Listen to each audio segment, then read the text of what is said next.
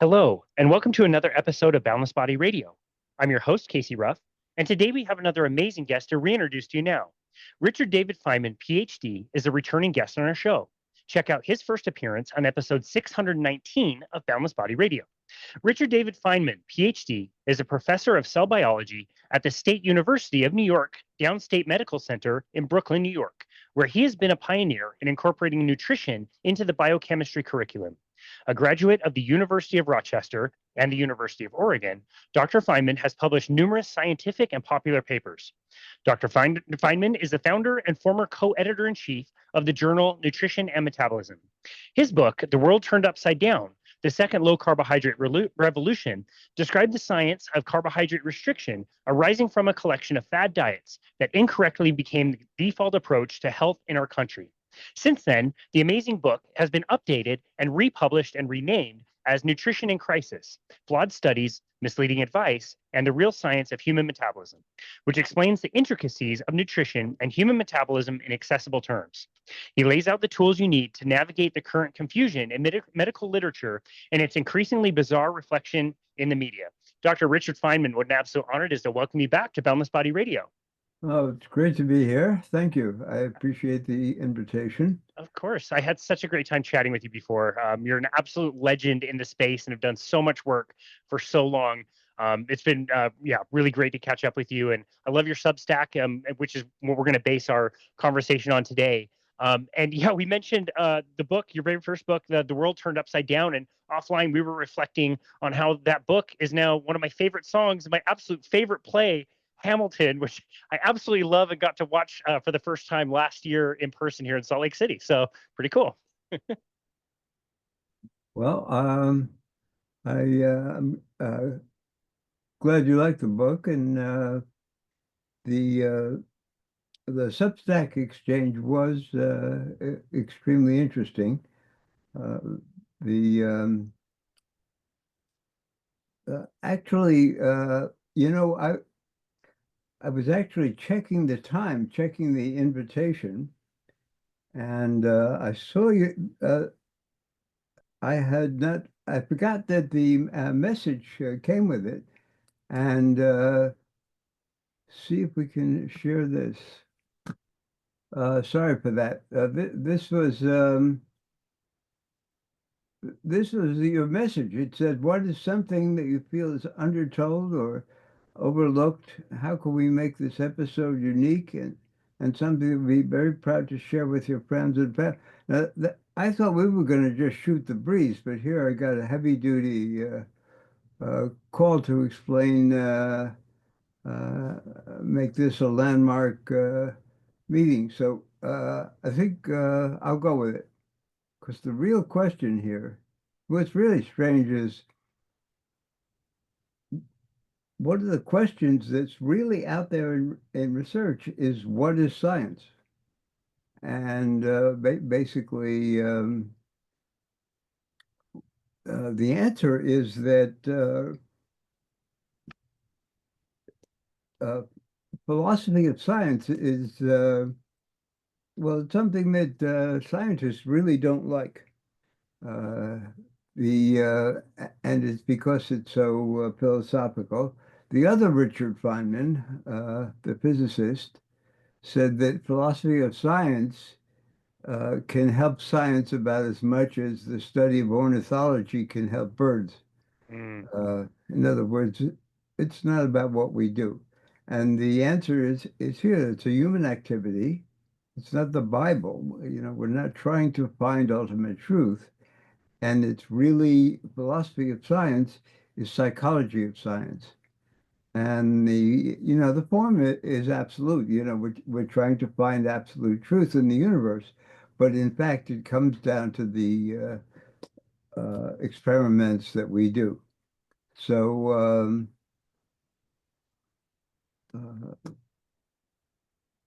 I may be taking a risk by stopping the share, but we'll try it.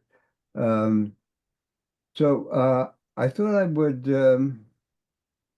start go back at least to when I was in high school, and I was listening to, I'm not even sure if it was in high school itself or somebody was describing the scientific method. And I immediately knew, I don't even remember what they were saying, something about hypotheses and something. I immediately knew that that was not right because I already knew what science was about. It was about common sense and basic logic. Of course, as a teenager, it didn't take too long before I was exposed to science that I couldn't understand and scientific method that seemed totally beyond me. And but actually, a lot of that was right. It has to.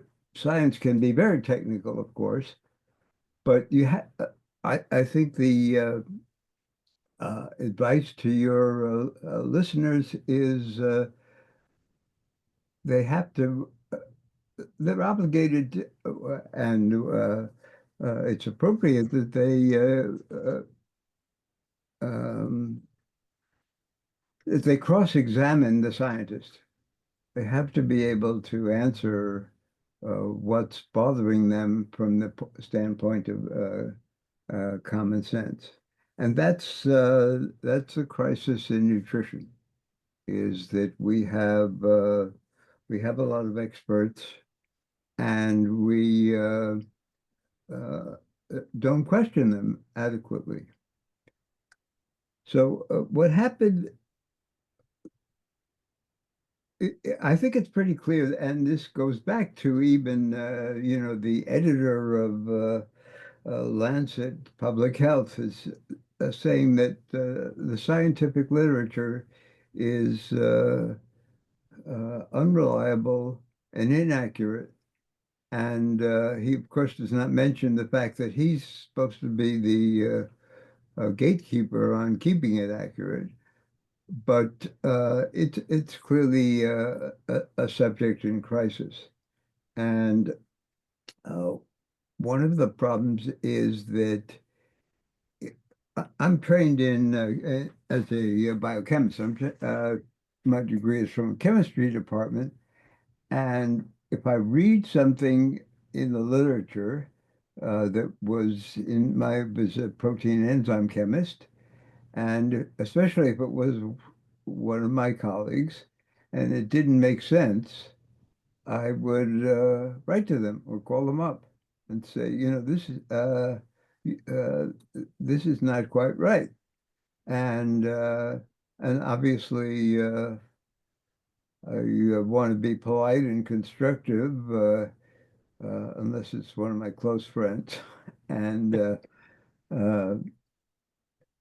that's how science is supposed to advance. That doesn't work out in nutrition. First of all, most of us are afraid to challenge uh, the big names.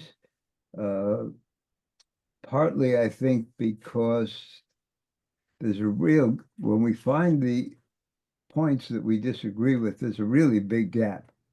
And the subject that I want to talk about today is the idea uh, published by Harvard School of Medicine from Willard's organization, saying that red meat would cause diabetes. And that's not right. And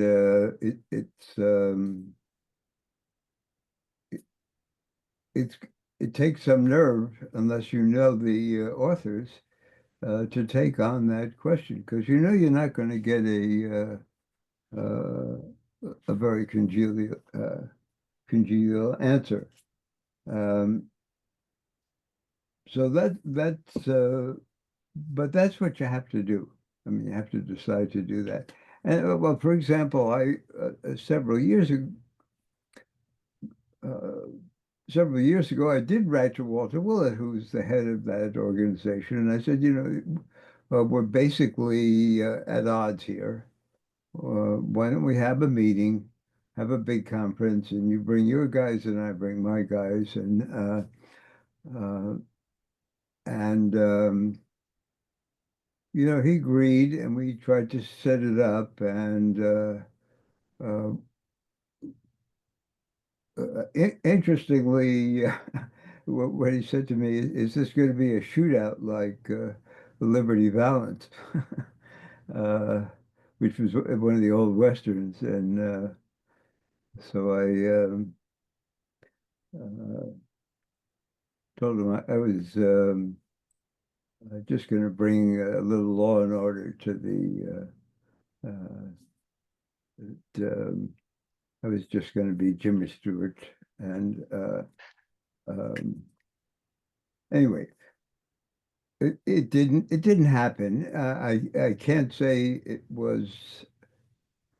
I mean, to some extent, I was the challenger, and it was really up to me to make it happen. But it never did happen. But we had some exchanges. But I have a few others that I've mentioned. The trouble is we don't have good communication here. So I decided, and partly it's not fun.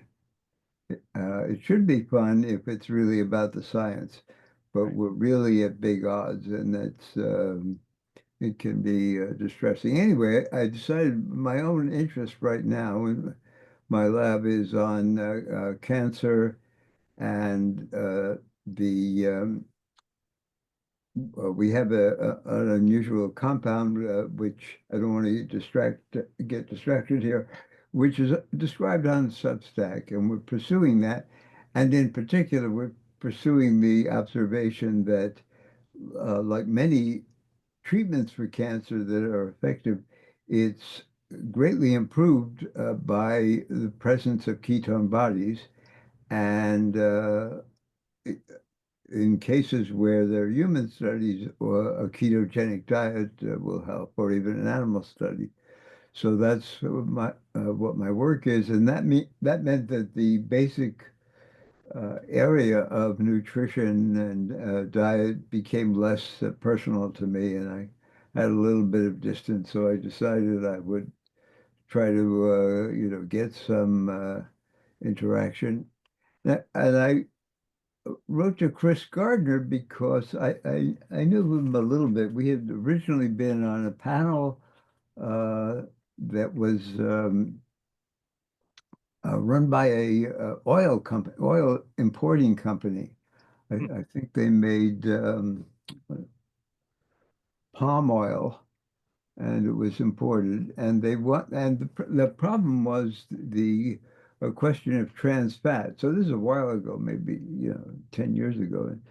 Um, and the question, and we were both on that panel, and I remember it because I was sort of interested. I had the idea that trans fat was not a big problem because it wasn't a major part of the diet. The trans fat is actually a uh, side effect of hydrogenating unsaturated fat.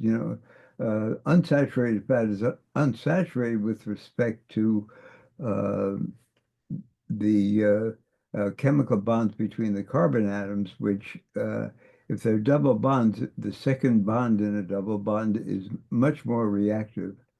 And so saturating it means putting another hydrogen there. And so anyway, I didn't, because it was a side reaction, I didn't think it was that important. But it turned out to be quite important. Uh, and there was at this panel, there was a fellow from a baking company, and apparently it was a big impact. And uh, and of course, I had a confidentiality agreement, so I can't tell you whether it was or wasn't Nabisco. But I actually changed the name of that every time. I guess I've told it a couple of times because I don't actually remember what the There you go. real company was. And I mean, there are just so many fatty acid jokes in the world, so that's the one I use. Uh, but what was important is that I thought, well, what are they using before? I mean, baking has been around long before uh, explicit hydrogenation, and of course, it's saturated fat, and palm oil was one of the things they were considering. So anyway, the thing had disrupted our food supply, as people know, and I mean, Nina Teicholz has been sort of a leader in bringing out the questions of uh, relative importance of saturated and unsaturated fat. I don't think uh, the question has been settled, but it's certainly a relevant controversy. Anyway, that's where I met Chris. And what it was is that he's not particularly doctrinaire. He is a vegetarian, and but he well, I recently saw YouTube that he did, which was kind of personal story, uh, and well, he actually he said that he uh, it was a question of chercher la femme, was a woman he'd met when he was a student who was a vegetarian, and I gathered the romance didn't work out, but he remained as a vegetarian. Uh, uh, but he's, as I say, not particularly doctrinaire, and uh, his take on the ketogenic diet is significantly different than mine, but uh, not he doesn't think it's poison, and uh, he believes partly in the role of saturated fat. But I thought that was, a minor thing, and I thought we could meet. That he would be a good place to start having a discussion. Let me try this one. And just to say as well, if somebody is thinking about like who this person is, they were made a little bit more popular with a Netflix series that was done called, I believe it was called The Twin Study. Talking about the study that was done. You mentioned Nina Teicholz. Her and I did an episode where we went through the study and the documentary and kind of debunked a bunch of things as far as the claims they were making. Again, it was a very short kind of trial that didn't really prove much of anything. It was correlational, and there was a drop in LDL cholesterol for some of the people on like the vegan diet, for example. But again, everything was highly publicized, and people will probably remember Chris Gardner as the person in that Netflix series as well, kind of gathering all the data and taking people through like the different diets. So again, if somebody's wondering who you're talking about, that's who we're talking about at Stanford University. Well, anyway, I wrote to him and I said that he was on a program called Zoe, uh, not our Zoe, who I call Zoe Umlaut, because she spells her name with an umlaut over the E. Um, but another guy, uh, and I said, why don't we go from there? And we wrote to them, and he said he was interested. It would be interesting, and somehow it fell apart. And then what happened is I actually saw his. Uh, I think it was the twin study, the uh, and it was vegetarian versus omnivore. And that was a strange thing because if you asked whether a good vegetarian diet might have some advantages, you might seeded. I think vegetarian diets tend to be hypocaloric. Um, but, well, in fact, uh,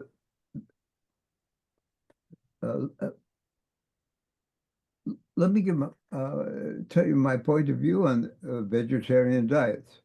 The first question you ask is, what is the evidence that a vegetarian diet is healthy and beneficial to people who use it? Well, the evidence is that people do it all the time. I have on the uh,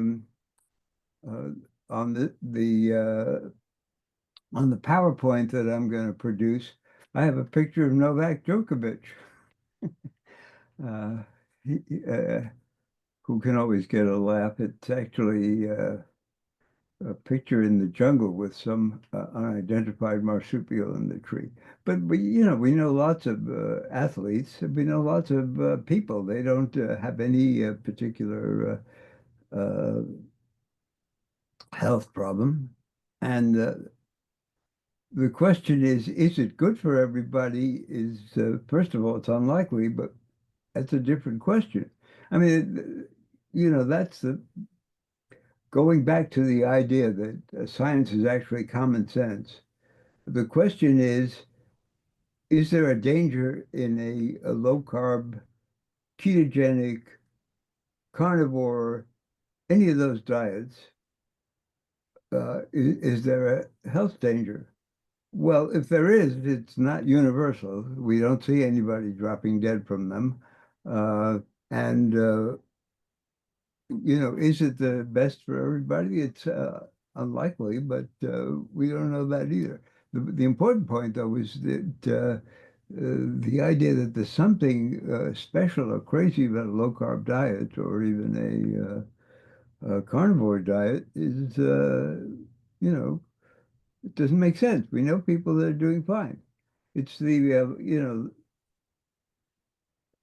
it's not, science is not only it's not only not religion, it's not uh,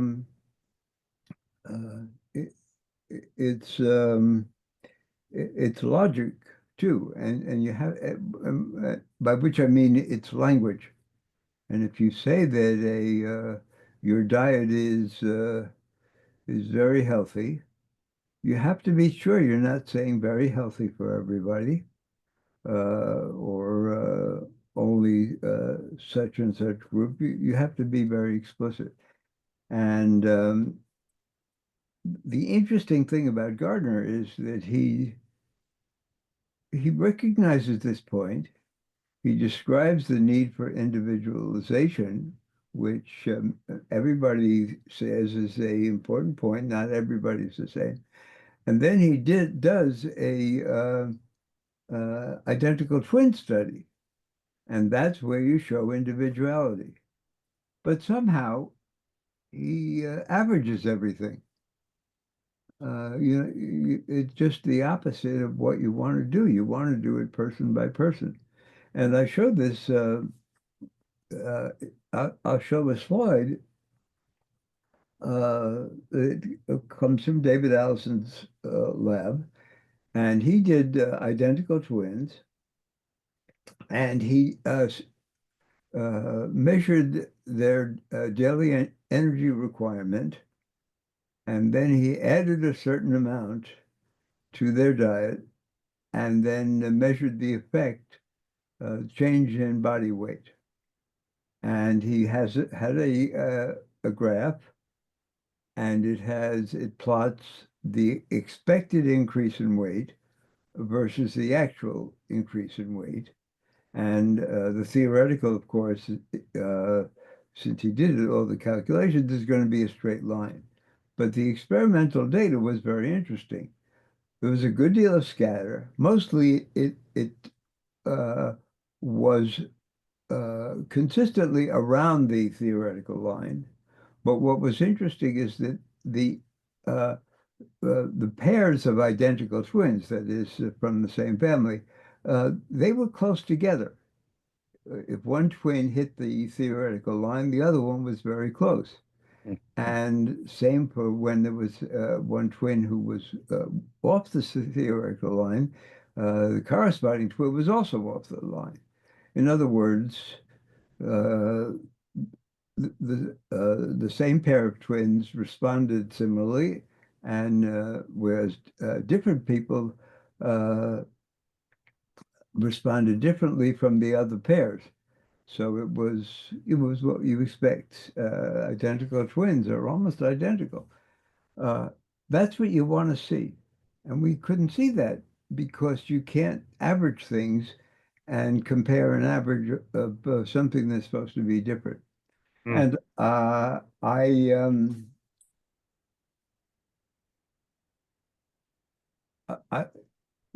I think that that's a lot of what's wrong with nutritional studies is you nobody loses an average amount of weight. There's no such thing as averaging a, uh, a group of people in their weight, unless you have a very general, consideration, uh, because if you're comparing groups, you want to see what the comparison is. Now, you the way you do experiment is uh, you have certain criteria uh, that can allow you to put them in separate groups. But you really have to have a person by person comparison. Certainly, if you're doing two different groups on two different diets, you want to know.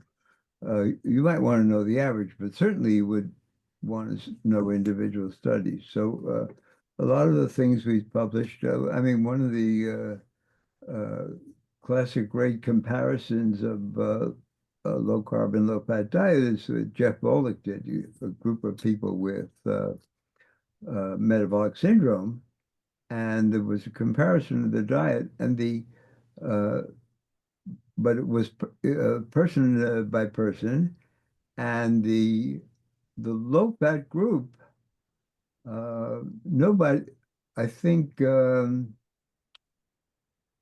what was half of the people in the low carb group lost more than anybody on the low fat group.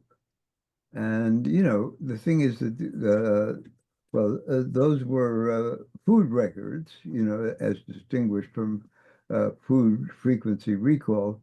So there's always some variation, but I have those records. They're very good. I mean, they're very detailed. There's always error in such things, but the differences are tremendous.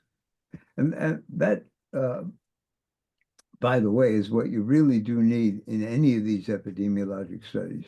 If the differences aren't big, uh, and there's experimental error in the data collection, that's a problem.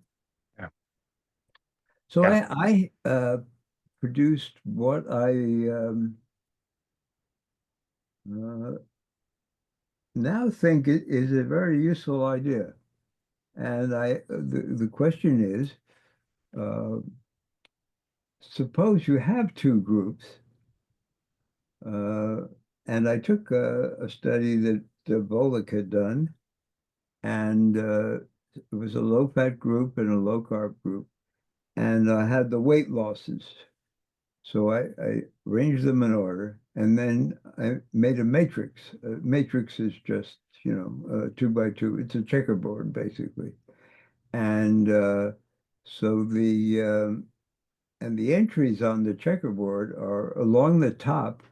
You put the weight losses for one group in order, and down the side you put weight losses for the other group. And then you calculate all the differences, and you put those into the checkerboard, and continuous distance, and the one group will be more favorable down some dividing line, and you can color code it and then just eyeball it. And I think it's a very good plan. It's um, because what you're interested in is the differences. but you don't know how to decide whether the two people were really had the same genetics or the same lifestyle or anything. But this way, you have see all the differences. So it makes every person in the study a control for everybody else. Now, of course, it exaggerates the differences, but that may be more helpful than doing averages, which washes out the differences. Yeah, That's what good you point. don't want to do. I mean, it's everybody has their favorite joke about averages. My favorite I got from a popular statistics book. The average resident of Dade County, Florida, is born Hispanic and dies Jewish. So, That's funny. That's good. uh, Uh, wow. so Okay. anyway, this. Go ahead. Sorry, go ahead. No, no. I was just thinking like we'll link to the Substack where you wrote about that, and it is striking when you compare what you're describing as like averages to the matrix. You're right. Maybe it exaggerates it a little bit, but it's much easier to see. So we'll be sure to link that in the notes as well. Right. Well, the important point is that when you take uh, well, it's what you learned in calculus. The derivatives will exaggerate the changes, and the integral will emphasize the averages. So, the signal to noise ratio, if you want to think of it. Anyway, I thought it was a great idea, but I did this with Gene and Volek, and I kept saying, we can't possibly have invented this. I mean, this is straightforward. And of course, we hadn't, but of course, it turned out we published it before we realized where it was. And what it is it's the early step in the Wilcoxon statistic. The disadvantage we had is that I at least don't, I hardly know anything about statistics. Gene is pretty good. And Bolduc probably knows quite a bit because I think you have to go through that. He actually has uh, uh, well, he's a registered dietitian in addition to being a PhD. So I think they force you to go through that. Uh, so uh, the reason that you don't see it much is that people calculate or the computer calculates the values in the Wilcoxon statistic, but you never see the early step. So this is the earlier step. And I think it's very useful because uh, it doesn't exclude taking averages, but it gives you the fine detail. And then if the fine detail itself is intuitively obvious, as it was in the ones we tried, then you really know something and you can pursue it uh, in other experiments. Yeah. The real problem in well, what happened with Gardner is I pointed this out to him, and I mean maybe he was insulted. I would not be insulted if I made a mistake in statistics, um, but he also reported the wrong statistical value. I know a little bit about statistics, and the well, the details are important for this reason. Uh, I cite this often, and this I think may even be in one of the introduction to my Substack. Uh, a good statistics book will have in the introduction a statement like, "What we do in statistics is we try to put a number on our intuition." Okay, which sounds good. What's going on now is we're doing it backwards. A lot of the literature is doing the statistics first. They're taking that number and allowing that number to dictate an interpretation. Mm. And that's wrong. It's screwy. Could come out right accidentally, but it's not. And what that means is that you're taking a number that uh, is not an absolute number. I mean, it's not a scientific number. That it's not an experimental number, but rather a mathematical number. And so, what you see in the literature throughout is relative risk or hazard ratio or odds ratio. These are all numbers. They are not the same interpretation for every experiment. And that's the bottom line on what's wrong with the nutritional and some of the medical literature and lots of other literature that got it wrong. Yeah.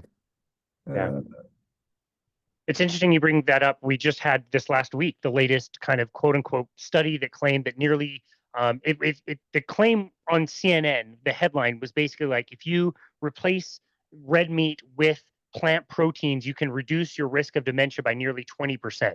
And of course, this thing is just riddled with problems, like tons and tons of problems. And one of the biggest ones is like you're stating like the difference between the absolute level of risk versus the relative level of risk. And I don't know who I stole this from, but I've been telling people it's like if I decided this week I wanted to buy 2 lottery tickets versus my normal 1 lottery ticket, in a way I would be doubling my chances of winning the lottery. I went from well, 1 to 2. that's the example I always give, although I don't think I invented it. Maybe I stole it from you then. Maybe, well, I probably stole it from somebody else, but uh, the but it's worse than that. It's that the absolute risk is not the same for every experiment. You don't know what. I mean, for example, the absolute risk in ideally at least, uh, in a medication study may be very useful because you know who got the medication and you know who didn't. If you don't have that kind of information, or if there's so much variation in, then you have to come in and interpret this. And this all goes back to uh, Fisher. What is his first name? I don't know. He's the father of modern epidemiology or modern statistics. The guy that created all this p-value stuff. The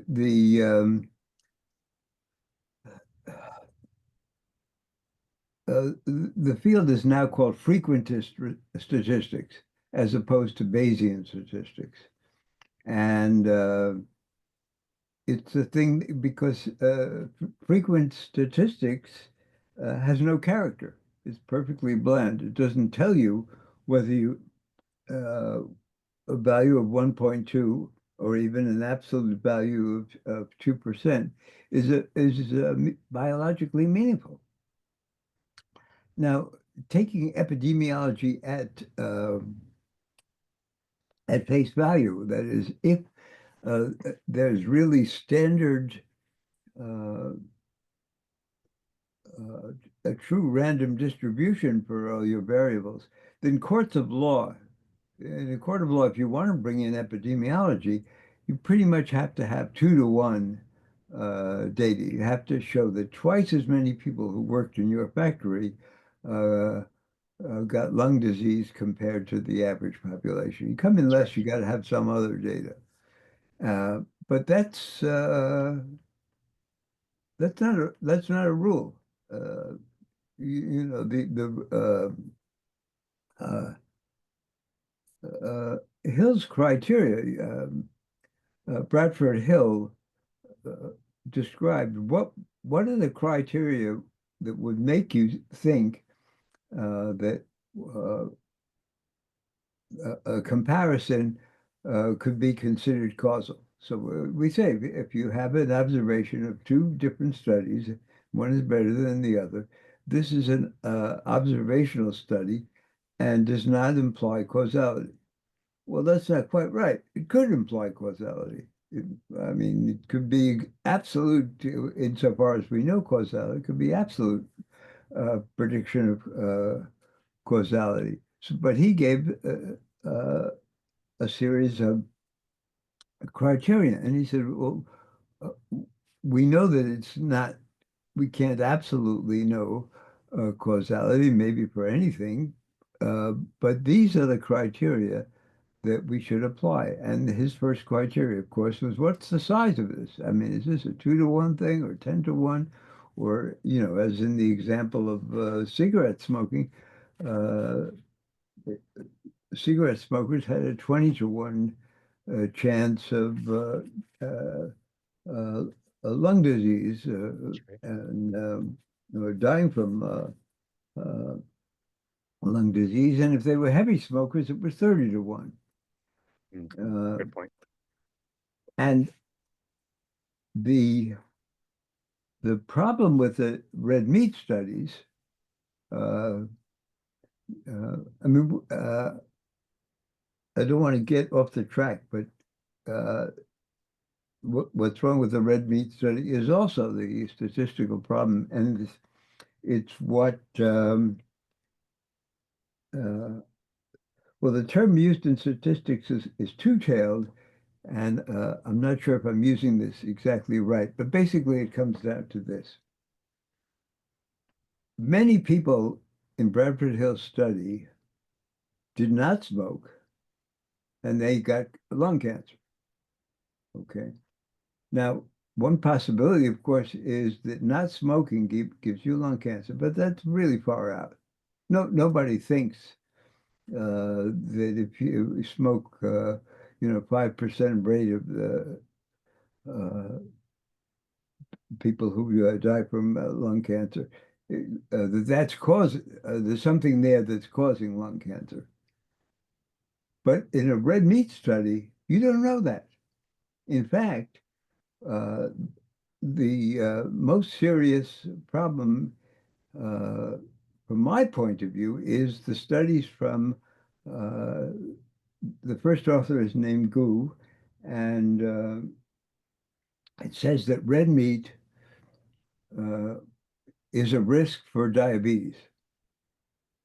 If you say that to anybody, and this is experimental, you say this, well, I'm looking at this paper. It says that red meat's going to be a risk for diabetes. Their immediate reaction is, isn't it the other way around? And that's the intuition.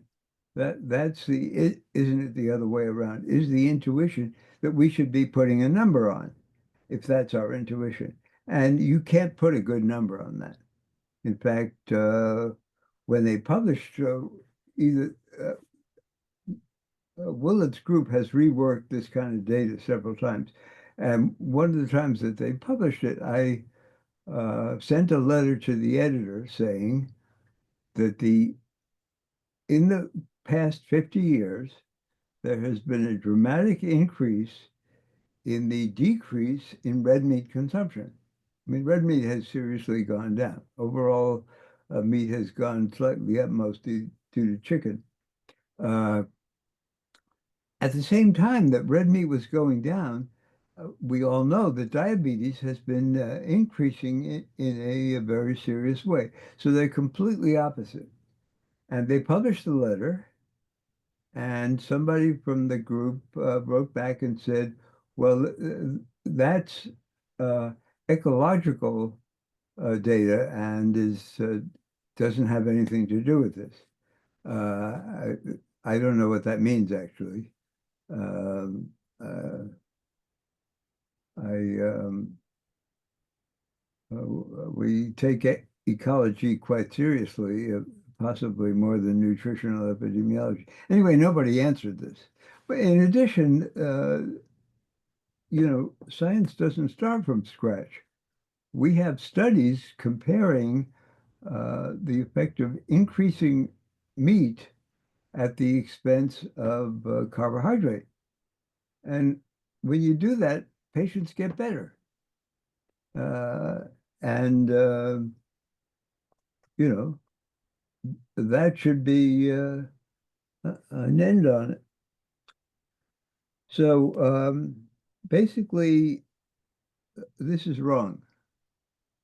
This is misinformation, and it's seriously unethical. And I think,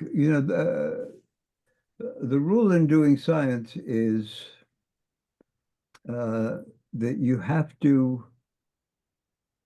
can criticize how the data was interpreted, uh, but you can't criticize how the experimenters, what their motives were. You can't criticize who the sponsor is, contrary to what is so frequently done. I mean, you can be sure that uh, uh, you can be sure personally that they were compromised by getting big money from such and such an industry, but that's not part of the criticism. You know, that's what I mean, unless you have real data, uh, the that's outside of science, because otherwise there's no science. You have to assume that everybody's trying to do. I mean, it's now become a joke to refer to what is it called? Hanlon's razor. You should not invoke malice until you've excluded stupidity. So you're allowed to make a mistake. We do it all the time. I mean, even Einstein said we all have to make offers on the altar of stupidity. Yeah, So, I mean, if it were easy to figure out, it wouldn't be research. right. But you have to assume that if the author says the sponsor had no role in the production or writing of this, you have to take them at their word, because otherwise you have nothing. Now, of course, a journalist can raise a question. I mean, Gary Taubes and Nina Teicholz, among others, have pointed out how, in a court of law, it would go to motive, but the scientific analysis, until you have the hard data, you can't put that in. Um, so I don't know what the red meat motive is. I mean, uh, it and it doesn't matter, but it's wrong, and it's putting people at risk. Yeah. Eh, No, I agree, and it's a narrative we hear all the time, and it's why I lament, you publishing all the emails back and forth between you and Chris Gardner, and they seemed, pretty amicable, and you guys were open to doing somewhat of a chat or a debate about some of those things, and just over time, it just kind of unwinded, and didn't seem like he was as willing to chat with you, and it just seemed like you wanted to kind of bring up some of those key points to see if he would address them or not, and again, it's a bummer that didn't really happen, because that could have been a productive conversation if nothing else. well, we might still do it. I mean, the thing is that uh,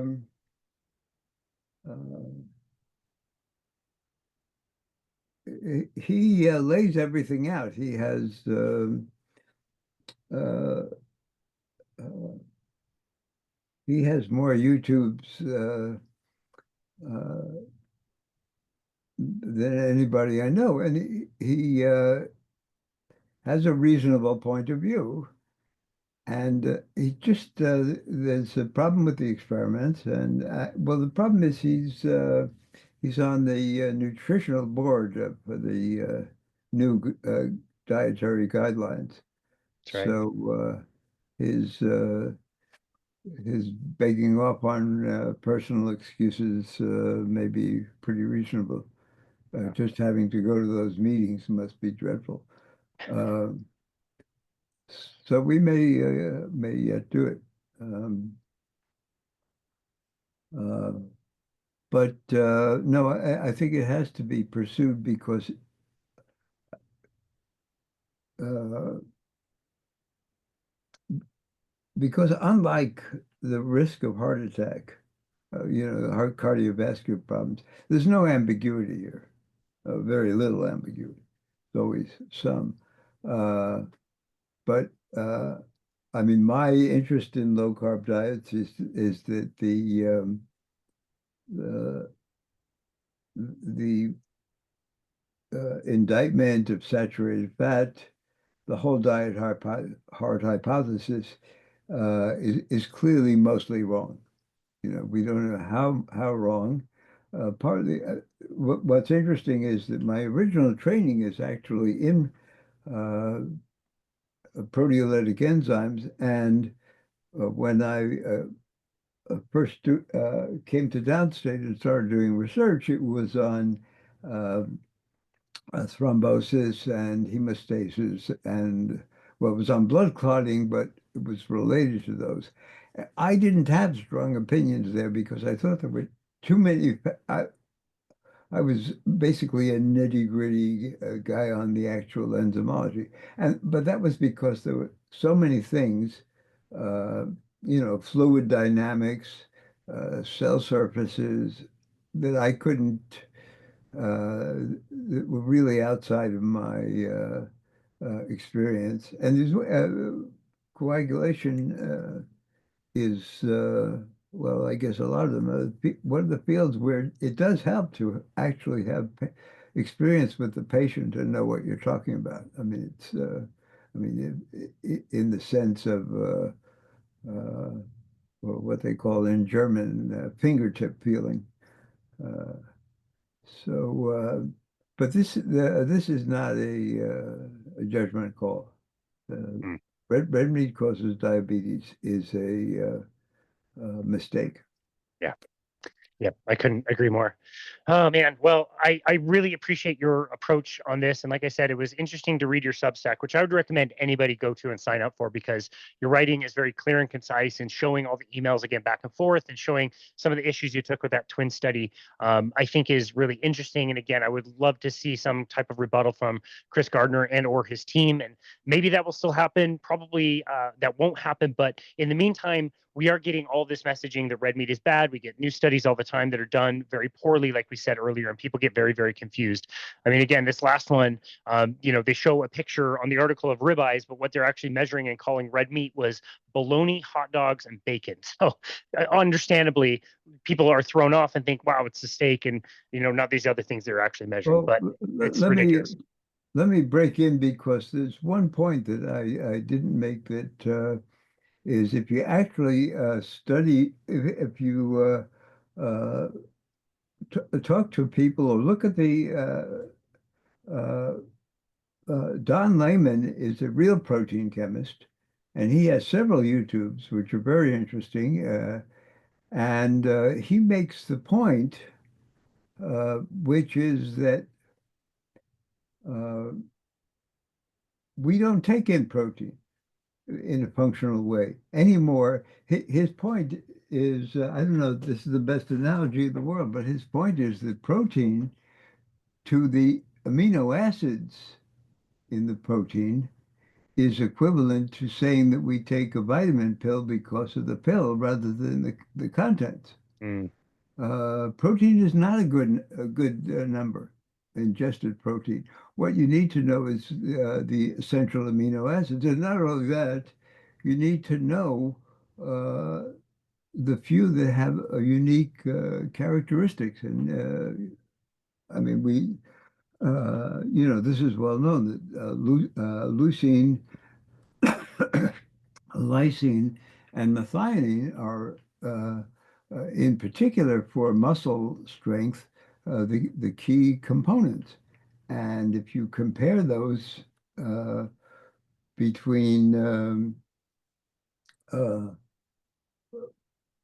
I mean, this is again a separate question. If you compare those between, for example, plant proteins and red meat proteins, there's hardly any comparison. It's much, I mean, people know this. I mean, like I said, Gardner is, very good at covering the bases. He says that this is, now his point is that we all eat so much that that's not, that's going to wash out uh, uh, in the actual case.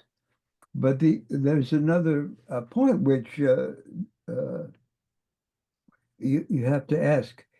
If you have a diet of red meat and you're being asked to reduce the amount of red meat and replace it with um, plant-based protein, what are you going to keep constant? If you're going to keep the uh, uh, collection of amino acids that you need constant, you're going to have to eat more. Uh, Right. and if you want to keep calories constant, then you're going to reduce the amino acid quality. That's right. Good point. I mean, one of the things is I'm laughing because I think if you give lectures on metabolism, well, of course, I'm an old dog. I learned Krebs cycle. How many? I actually was surprised at the discovery of the effect of uh,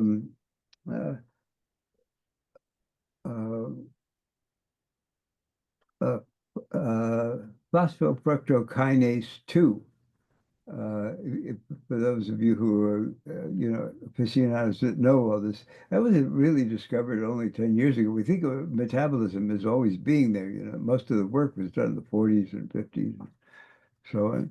But in any case, if you teach metabolism, teaching energy and carbohydrates and fat at some level is not a lot of work. If you have to teach amino acids, when your lectures come up, you always go back and try to decide, first of all, you decide how much of this can I possibly teach? Because, I mean, as an example, we always say that protein is not a source of energy, it's a source of structure. But that's not entirely true. I mean, the amount of alanine that comes in the diet uh, is only about 1/3 of what actually appears in the other way around. The amount of alanine that comes in the diet is 3 times what's appearing in the blood. So you have metabolism in the intestine right away. And so, you've already changed everything. You may, in effect, have trashed the carbon skeleton for energy. Well, it's more likely the exchange. So I just wanted, I thought that uh, the importance of looking at amino acids versus, quote, protein is very important.